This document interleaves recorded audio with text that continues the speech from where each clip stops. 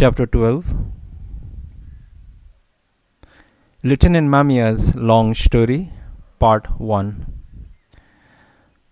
I was shipped to Manchuria at the beginning of 1937, Lieutenant Mamiya began. I was a brand new second lieutenant then, and they assigned me to the Kwangtung Army General Staff in Xinjiang. Geography had been my major in college, so I ended up in the Military Survey Corps, which specialized in map making. This was ideal for me because, to be quite honest, the duties I was ordered to perform were among the easiest that anyone could hope for in the army. In addition to this, conditions in Manchuria were relatively peaceful, or at least stable. The recent outbreak of the China incident had moved the theater of military operations from Manchuria into China proper. The China Expeditionary Forces were the ones doing the actual writing now, while the Kwangtung Army had an easy time of it. True, mopping up operations were still going on against anti-Japanese guerrilla units, but they were confined to the interior, and in general, the worst was over.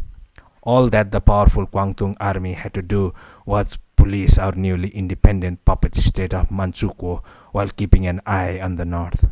As peaceful as things supposedly were, it was still war, after all, so there were constant maneuvers.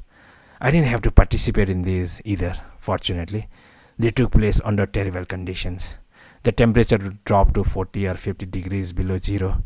One false step in maneuvers like that, and you could end up dead. Every single time they had such maneuvers, there would be hundreds of men in the hospital with frostbite or sent to a hot spring for treatment. Xinjiang was no big city, but it was certainly an exotic foreign place. And if you wanted to have fun there, it provided plenty of opportunities. New single officers like me lived together in a kind of rooming house rather than in barracks. It was more like an extension of student life. I took it easy, thinking that I would have nothing to complain about if my military service ended like this, just one peaceful day after another. It was, of course, a make-believe peace. Just beyond the edges of our little circle of sunshine, a ferocious war was going on. Most Japanese realized that the war with China would turn into a muddy swamp from which we could never extricate ourselves. I believe, or at least any Japanese with a brain in his head realized this. It didn't matter how many local battles we won. There was no way Japan could continue to occupy and rule over such a huge country. It was obvious if you thought about it. And sure enough, as the fighting continued, the number of dead and wounded began to multiply. Relations with America went from bad to worse. Even at home, the shadows of war grew darker with every passing day. Those were dark years then, 1937, 1938. But living the easy life of an officer in Xinjiang, you almost wanted to ask, war? What war? We'd go out drinking and carousing every night, and we'd visit the cafes that had the white Russian girls.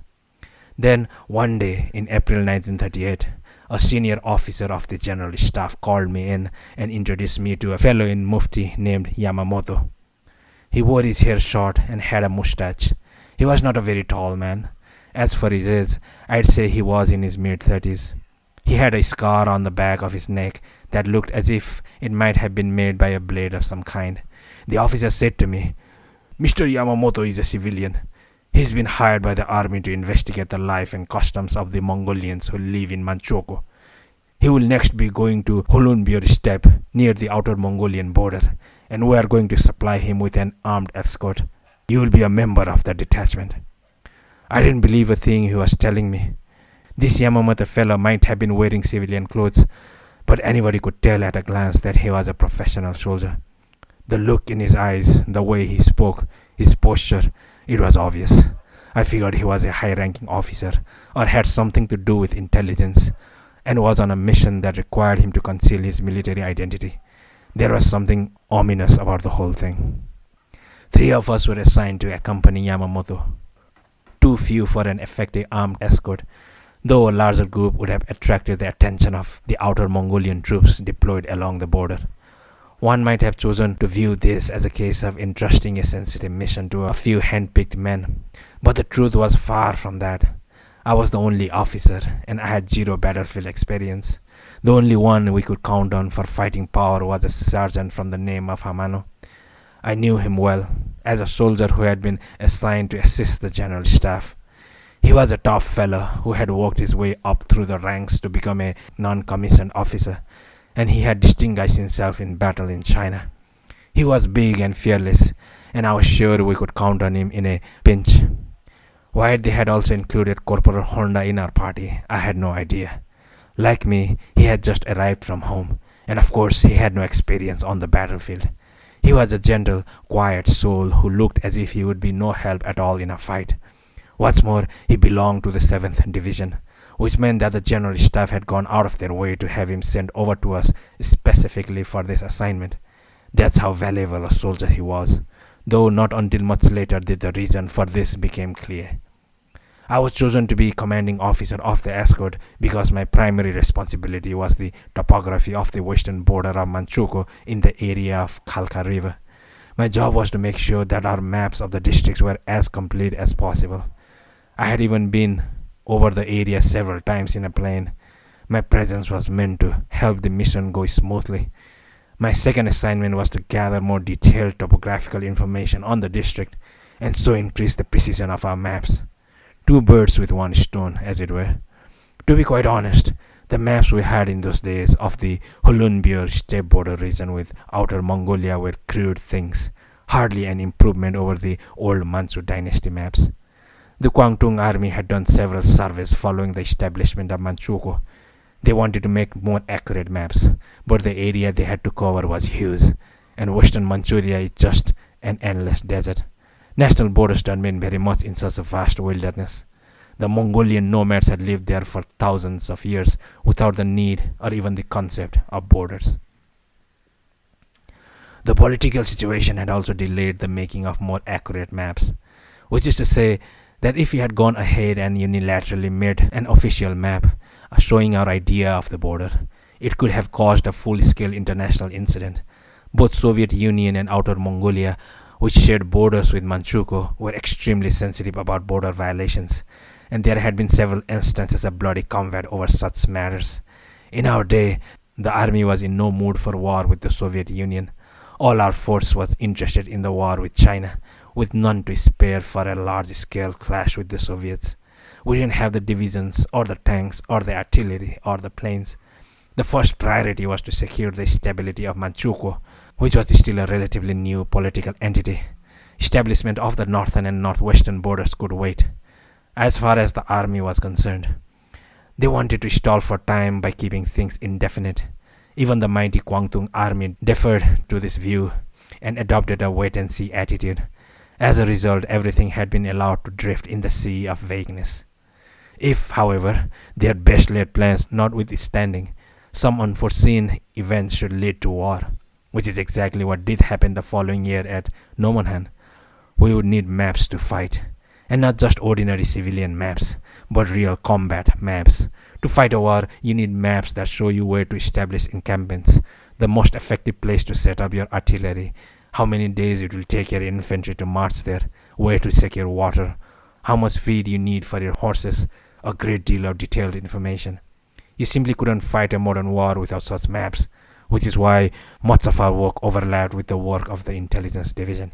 And we were constantly exchanging information with the Kwangtung Army's intelligence section or the military secret service in Hailar. Everyone knew everyone else, but this Yamamoto fellow was someone I had never seen before.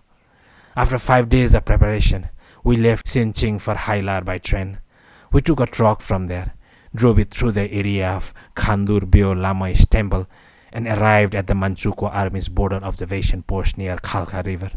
I don't remember the exact distance, but it was something like 200 miles.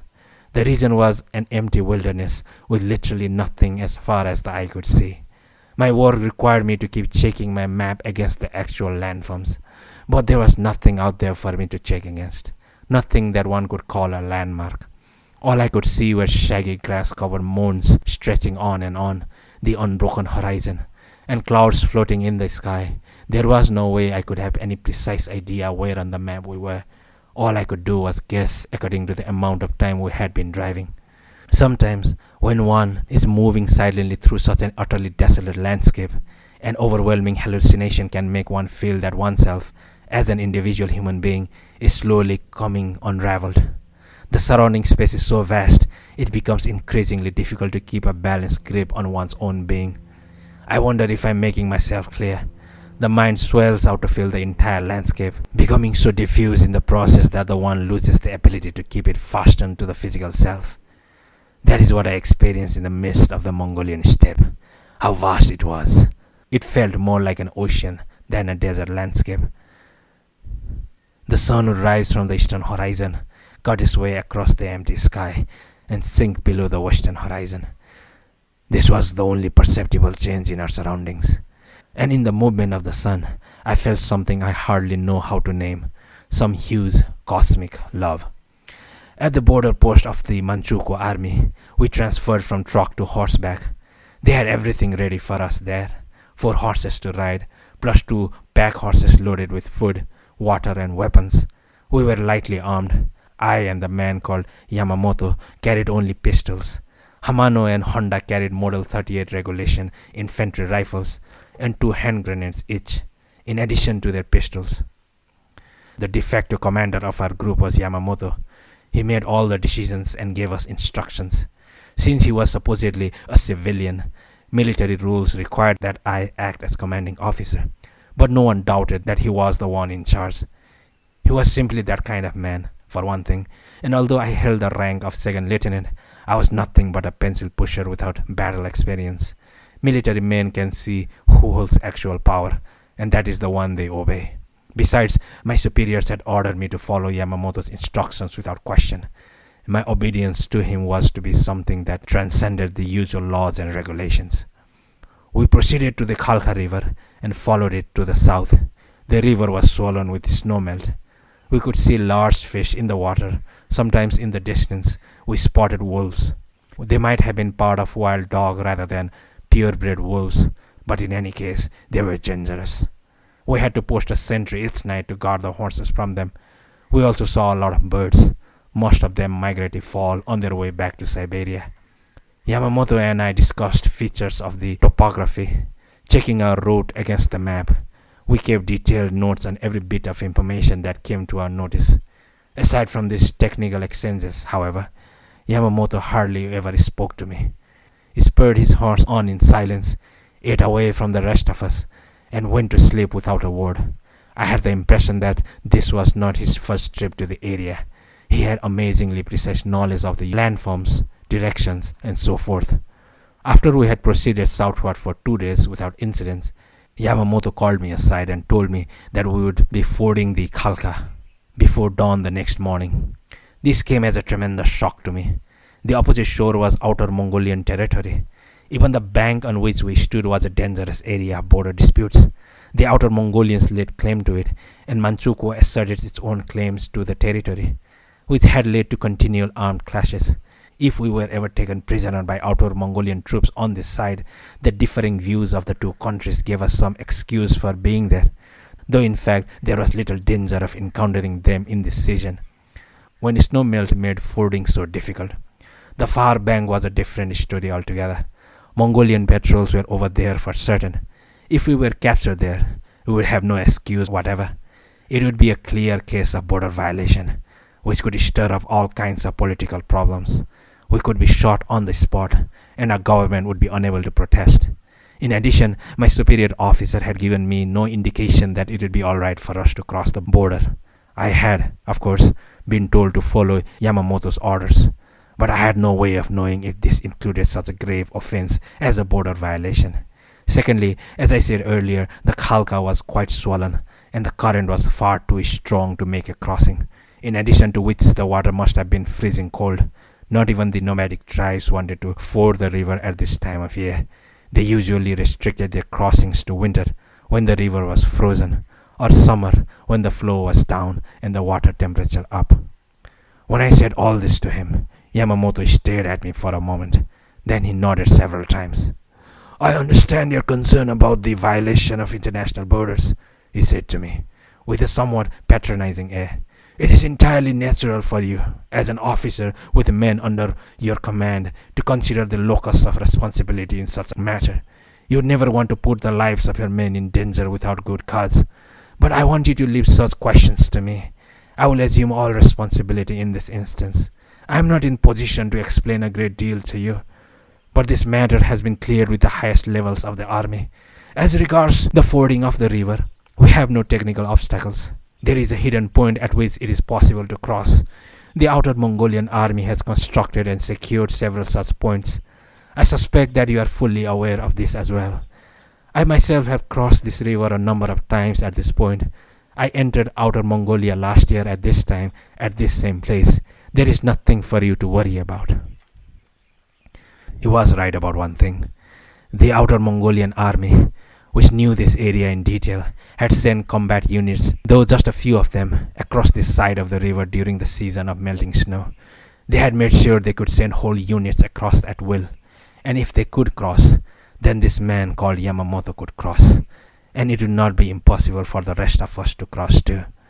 We stood now at one of those secret forts that had most likely been built by the Outer Mongolian army. Carefully camouflaged, it would not have been obvious to the casual observer. A plank bridge, held in place by ropes against the swift current, connected the shallows on either side beneath the surface of the water. A slight drop in the water level would make for an easy crossing by troop-transferred vehicles, armored cars, and such. Reconnaissance planes could never spot it underwater. We made our way across the river's strong flow by clinging to the ropes. Yamamoto went first, to be certain there were no Outer Mongolian patrols in the area, and we followed. Our feet went numb in the cold water. We and our horses struggled across the far shore of the Khalkha River. The land rose much higher on the far side. Standing there, we could see for miles across the desert expanse from which we had come. This was one of the reasons the Soviet army would always be in the more advantageous position when the battle for Nomonhan eventually broke out. The difference in elevation would also make for a huge difference in the accuracy of artillery fire. In any case, I remember being struck by how different the view was on either side of the river. I remember too how long it took to regain feelings in limbs that had been soaked in the icy water. I couldn't even get my voice to work for a while. But to be quite honest, the sheer tension that came from knowing that I was in enemy territory was enough to make me forget about the cold. We followed the river southward. Like an undulating snake, the Khalkha flowed on below us to the left. Shortly after the crossing, Yamamoto advised us to remove all insignia of rank, and we did as we were told. Such things could only cause trouble if we were captured by the enemy, I assumed. For this reason, I also removed my officer's boots and changed into gaiters. We were setting up camp that evening when a man approached us from the distance, riding alone. He was a Mongol. The Mongols use an unusually high saddle, which makes it easy to distinguish them from afar. Sergeant Hamano snapped off his rifle when he saw the figure approaching, but Yamamoto told him not to shoot. Hamano slowly lowered his rifle without a word. The four of us stood there, waiting for the man to draw closer. He had a Soviet-made rifle strapped to his back and a Mauser at his waist. Whiskers covered his face, and he wore a hat with air flaps. His filthy robes were the same kind as the nomad's, but you could tell from the way he handled himself that he was a professional soldier. Dismounting, the man spoke to Yamamoto in what I assumed was Mongolian. I had some knowledge of both Russian and Chinese, and what he spoke was neither one of those. So it must have been Mongolian. Yamamoto answered in the man's own language. This made me surer than ever that Yamamoto was an intelligence officer. Yamamoto said to me, "Lieutenant Mamiya, I will be living with this man. I don't know how long I will be away, but I want you to wait here, posting a sentry at all times, of course. If I am not back in 36 hours, you are to report that fact to headquarters. Send one man back across the river to the Manchukuo Army Observation Post." He mounted his horse and rode off with the Mongol, heading west. The three of us finished setting up camp and ate a simple dinner. We couldn't cook or build a campfire. On that vast steppe, with nothing but low sand dunes to shield our presence, as far as the eye could see, the least puff of smoke would have led to our immediate capture. We pitched our tents low in the shelter of dunes, and for the supper we ate dry crackers and cold canned meat. Darkness swiftly covered us when the sun sank beneath the horizon, and the sky was filled with an incredible number of stars. Mixed in with the roar of the Khalkha River, the sound of wolves howling came to us as we lay atop the sand covering from the day's exertions. Sergeant Hamano said to me, "Looks like a tough spot we've got ourselves in." And I had to agree with him. By then, the three of us, Sergeant Hamano, Corporal Honda, and I had gotten to know each other pretty well. Ordinarily, a fresh young officer like me would be kept at arm's length and laughed at by a seasoned, non-commissioned officer like Sergeant Hamano. But our case was different. He respected the education I had received in a non-military college, and I took care to acknowledge his combat experience and practical judgment without letting rank get in the way. We also found it easy to talk to each other because he was from Yamaguchi and I was from an area of Hiroshima close to Yamaguchi. He told me about the war in China. He was a soldier all the way, with only grammar school behind him. But he had his own reservations about this messy war on the continent, which looked as if it would never end, and he expressed these feelings honestly to me. "I don't mind fighting," he said. "I'm a soldier, and I don't mind dying in the battle for my country, because that's my job. But this war we're fighting now, Lieutenant, well, it's just not right. It's not a real war. With a battle line where you face the enemy and fight to the finish. We advance, and the enemy runs away without fighting. Then the Chinese soldiers take their uniforms off and mix with the civilian population, and we don't even know who the enemy is.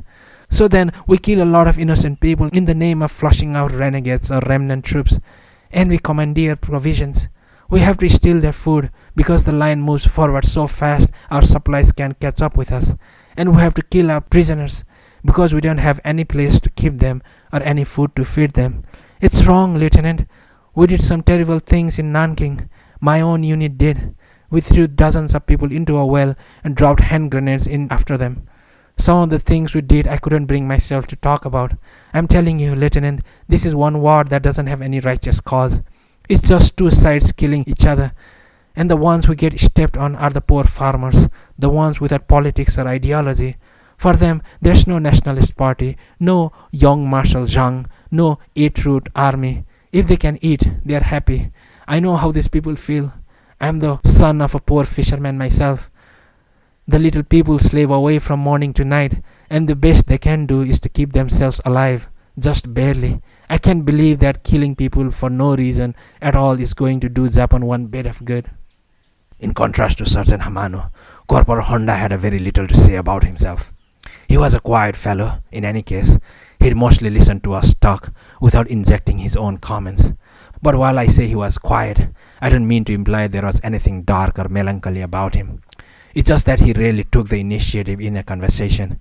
True, that often made me wonder what was on his mind, but there was nothing unpleasant about him. If anything, there was something in his quiet manner that softened people's hearts.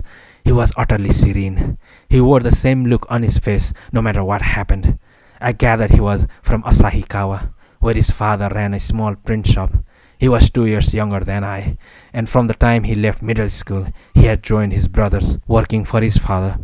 He was the youngest of the three boys, the eldest of whom had been killed in China 2 years earlier. He loved to read, and whenever he had a spare moment, you would see him curled up somewhere reading a book on some kind of Buddhist topic. As I said earlier, Honda had absolutely no combat experience, but with only 1 year of training behind him, he was an outstanding soldier. There was always one or two such men in any platform who, patient and enduring, carry out their duties to the letter without a word of complaint. Physically strong, with good intuition, they instantly grasp what you tell them and get the job done right. Honda was one of those, and because he had had cavalry training, he was the one who knew the most about horses. He took care of the 6 we had with us, and he did this in an extraordinary way. It sometimes seemed to us that he understood every little thing about horses, every little thing the horses were feeling. Sergeant Hamano acknowledged Corporal Honda's abilities immediately and let him take charge of many things without the slightest hesitation. So then, for such an oddly patched together unit, we attained an extraordinary high degree of mutual understanding. And precisely because we were not a regular unit, we had none of that by-the-book military formality. We were so easy with one another, it was almost as if karma had brought us together, which is why Sergeant Hamano was able to say openly to me things that lay far beyond the fixed framework of officer and non-com.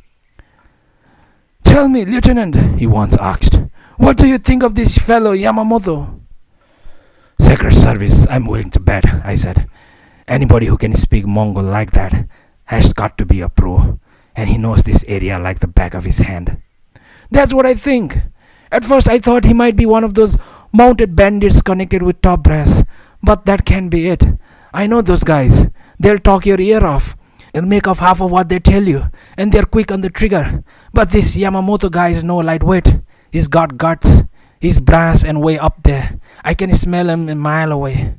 I heard something about some kind of secret tactical unit the army is trying to put together with Mongols from Soviet trained troops, and that they brought over a few of our pros to run the operation. He could be connected with that. Corporal Honda was standing sentry a little ways away from us, holding his rifle. I had my Browning lying close by, where I could grab it at any time. Sergeant Hamano had taken his gaiters off and was massaging his feet. I'm just guessing, of course, Hamano went on. That Mongol we saw could be some anti-Soviet officer with the outer Mongolian army, trying to make secret contact with the Japanese army. Could be, I said. But you'd better watch what you say. They'll have your head. Come on, Lieutenant. I'm not that stupid. This is between us. He flashed me a big smile and turned serious. But if any of this is true, it's risky business. It could mean war. I nodded in agreement. Outer Mongolia was supposedly an independent country, but it wasn't different from Manchukuo, where Japan held the reins of power. It did have an anti-Soviet faction though, as everyone knew, and through secret contacts with the Japanese army in Manchukuo, members of that faction had fomented a number of uprisings. The nucleus of this insurgent element consisted of Mongolian army men who resented the high-handedness of the Soviet military, members of the landowning class opposed to the forced centralization of the farming industry, and the priests of the Lama sect, who numbered over 100,000. The only external power that the anti-Soviet faction could turn to for help was the Japanese army stationed in Manchukuo, and they apparently felt closer to us, Japanese, as fellow Asians, than they did to the Russians. Plans for a large-scale uprising had come to light in the capital city of Ulaanbaatar the previous year, 1937, and there had been a major purge carried out. Thousands of military men and Lamoist priests had been executed as counter-revolutionary elements in secret touch with the Japanese army. But still, anti-Soviet feeling continued to smolder in one place or another, so there would have been nothing strange about a Japanese intelligence officer crossing the Khalkha River and making secret contact with an anti-Soviet officer of the outer Mongolian army. To prevent such activities, the outer Mongolian army had guard units making constant rounds and had declared the entire band of territory 10 to 20 kilometers in from the Manchukuo border to be off limits. But this was a huge area to patrol, and they could not keep watch on every bit of it. Even if their rebellion should succeed, it was obvious that the Soviet army would intervene at once to crush their counter-revolutionary activity, and if that happened, the insurgents would request the help of the Japanese army, which would then give Japan's Kwantung army an excuse to intervene. Taking Outer Mongolia would amount to sticking a knife in the guts of the Soviets' development of Siberia. Imperial headquarters back in Tokyo might be trying to put the brakes on, but this was not an opportunity that the ambitious Kwantung Army General Staff was about to let slip from their fingers. The result would be no mere border dispute, but a full-scale war between the Soviet Union and Japan. If such a war broke out on the Manchurian-Soviet border, Hitler might respond by invading Poland or Czechoslovakia, and this was the situation that Sergeant Hamano had been referring to in his remark in the potential for war. The sun rose the next morning, and still Yamamoto had not returned. I was the last one to stand sentry. I borrowed Sergeant Hamano's rifle, sat atop a somewhat higher sand dune, and watched the eastern sky. Dawn in Mongolia was an amazing thing. In one instant, the horizon became a faint line suspended in the darkness, and then the line was drawn upward, higher and higher. It was as if a giant hand had stretched down from the sky and slowly lifted the curtain of night from the face of the earth. It was a magnificent sight, far greater in scale, as I said earlier, than anything that I, with my limited faculties, could fully comprehend. As I sat and watched, the feeling overtook me that my very life was slowly dwindling into nothingness. There was no trace here of anything as insignificant as human undertakings. This same event had been occurring hundreds of millions, hundreds of billions of times from an age long before there had been anything resembling life on earth. Forgetting that I was there to stand guard, I watched the dawning of the day, entranced. After the sun rose fully above the horizon, I lit a cigarette, took a sip of water from my canteen, and urinated. Then I thought about Japan. I pictured my hometown in early May, the fragrance of the flowers, the babbling of the river, the clouds in the sky, friends from long ago, family, the chewy sweetness of a warm rice puff wrapped in oak leaf. I'm not that fond of sweets as a rule, but I can still remember how badly I wanted a mochi puff that morning. I would have given half a year's pay for one just then. And when I thought about Japan, I began to feel as if I had been abandoned at the edge of the world. Why did we have to risk our lives to fight for this barren piece of earth devoid of military or industrial value? This vast land where nothing lived but wisps of grass and biting insects? To protect my homeland, I too would fight and die. But it made no sense to me at all to sacrifice my one and only life for the sake of this desolate patch of soil from which no shaft of grain would ever spring. Yamamoto came back at dawn the following day. I stood final watch that morning too. With the river at my back, I was staring toward the west when I heard what sounded like a horse's whinny behind me. I spun around but saw nothing. I stared toward where I heard the sound, gun at the ready. I swallowed, and the sound from my own throat was loud enough to frighten me. My trigger finger was trembling. I had never once shot a gun at anyone. But then, some seconds later, staggering over the crest of a sand dune, came a horse bearing Yamamoto. I surveyed the area, finger still on the trigger, but no one else appeared, neither the Mongol who had come for him, nor enemy soldiers. A large white moon hung in the eastern sky, like some ill-omened megalith. Yamamoto's left arm seemed to have been wounded. The handkerchief he had wrapped around it was stained with blood. I woke Corporal Honda to see the horse, heavily lathered and breathing hard. It had obviously come a long way at high speed.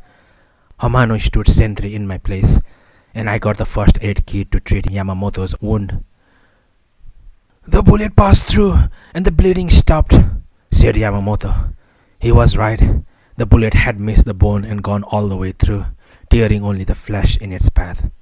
I removed the handkerchief, disinfected the openings of the wound with alcohol, and tied on a new bandage. He never flinched the whole time, though his upper lip wore a thin film of sweat. He drank deeply from a canteen, lit a cigarette, and inhaled with obvious relish. Then he took out his Browning, wedged it under his arm, removed the clip, and with one hand deftly loaded 3 rounds into it. "We'll leave here right away, Lieutenant Mamiya," he said. "Cross the Khalkha and head for the Manchukuo Army observation post." We broke camp quickly, with hardly a word among us, mounted the horses, and headed for the ford. I asked Yamamoto nothing about how he had been shot or by whom. I was not in a position to do so, and even if I had been, he probably wouldn't have told me. The only thought in my mind at the same time was to get out of this enemy territory as quickly as possible, cross the Khalkha River, and reach the relative safety of the opposite bank. We rode in silence, urging our horses across the grassy plain. No one spoke, but all were thinking the same thing. Could we make it across the river? If an outer Mongolian patrol reached the bridge before we did, it would be the end for us. There was no way we would win in a fight. I remember the sweat streaming under my arms. It never once dried. "Tell me, Lieutenant Mamiya, have you ever been shot?" Yamamoto asked me after a long silence atop his horse. "Never," I replied. "Have you ever shot anyone?" "Never," I said. I had no idea what kind of impression my answers made on him, nor did I know what his purpose was in asking me those questions. "This contains a document that has to be delivered to headquarters," he said, placing his hand on his saddlebag.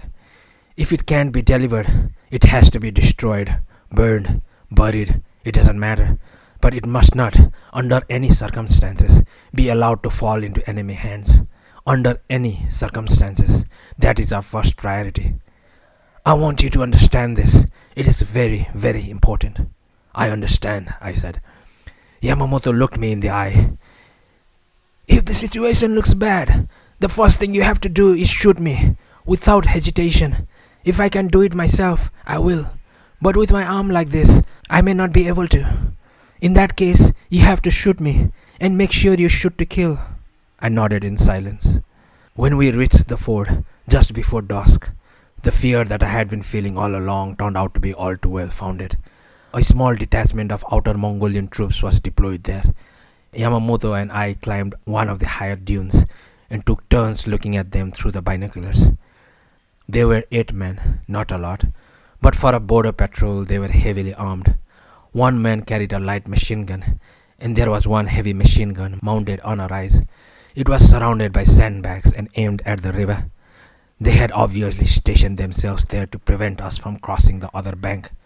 They had pitched their tents by the river and staked their 10 horses nearby. It looked as if they were planning to stay in place until they caught us. "Isn't there another ford we could use?" I asked. Yamamoto took his eyes from the binoculars and looked at me, shaking his head.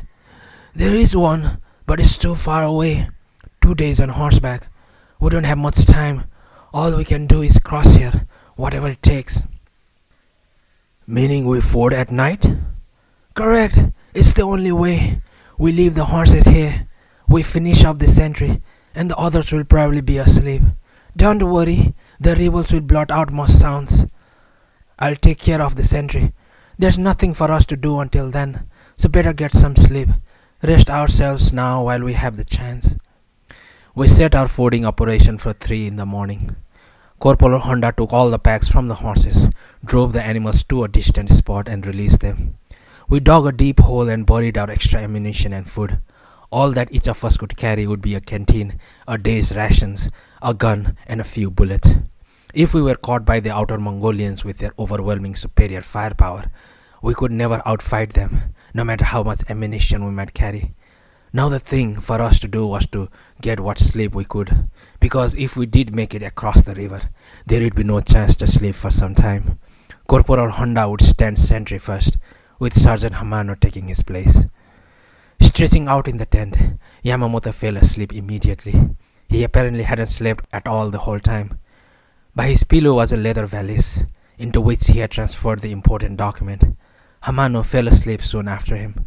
We were all exhausted, and I was too tense to sleep. I lay there for a long time, dying for a sleep, but kept awake by imagined scenes of us killing the sentry and being sprayed with machine gun fire as we forded the river. My palms were dripping with sweat, and my temples throbbed. I could not be sure that when the time came, I would be able to conduct myself in a manner befitting an officer. I crawled out of the tent and went to sit by Corporal Honda on sentry duty. "You know, Honda," I said, "we're maybe going to die here." "Hard to say," he replied. For a while, neither of us said anything, but there was something in his answer that bothered me, a particular tone that contained a hint of uncertainty. Intuition has never been my strong suit, but I knew that his vague remark was intended to conceal something. I decided to question him about it. "If you have something to tell me, don't hold back now," I said. "This could be the last time we ever talk to each other, so open up." Biting his lower lip, Honda stroked the sand at his feet. I could see he was wrestling with conflicting feelings. "Lieutenant," he said after some time had passed. He looked me straight in the eye. "Of the 4 of us here, you will live the longest, far longer than you yourself would imagine. You will die in Japan." Now it was my turn to look at him. He continued, "You may wonder how I know that, but it is something that not even I can explain. I just know." "Are you psychic or something?" "Maybe so, though the word doesn't quite seem to fit what I feel. It's a little too grandiose. Like I say, I just know, that's all." "Have you always had this kind of feeling?" "Always," he said with conviction. "Though I kept it hidden ever since I was old enough to realize what was happening. But this is a matter of life and death, Lieutenant, and you are the one who's asking me about it. So I'm telling you the truth." "And how about other people? Do you know what's going to happen to them?" He shook his head. "Some things I know, some things I don't know. But you'd probably be better off not knowing, Lieutenant. It may be presumptuous of someone like me to say such big-sounding things to a college graduate like you, but a person's destiny is something you look back at after it's past. not something you see in advance. I have a certain amount of experience where these things are concerned. You don't. But anyhow, you say I'm not going to die here? He scooped up a handful of sand and let it run between his fingers. This much I can say, Lieutenant. You won't be dying here on the continent. I wanted to go on talking about this, but Corporal Honda refused to say anything more. He seemed to be absorbed in his own contemplations or meditations. Holding his rifle, he stared out at the vast prairie. Nothing I said seemed to reach him. I went back to the low-pitched tent in the shelter of a dune, lay down beside Sergeant Hamano, and closed my eyes. This time, sleep came to take me, a deep sleep that all but pulled me by the ankles to the bottom of the sea.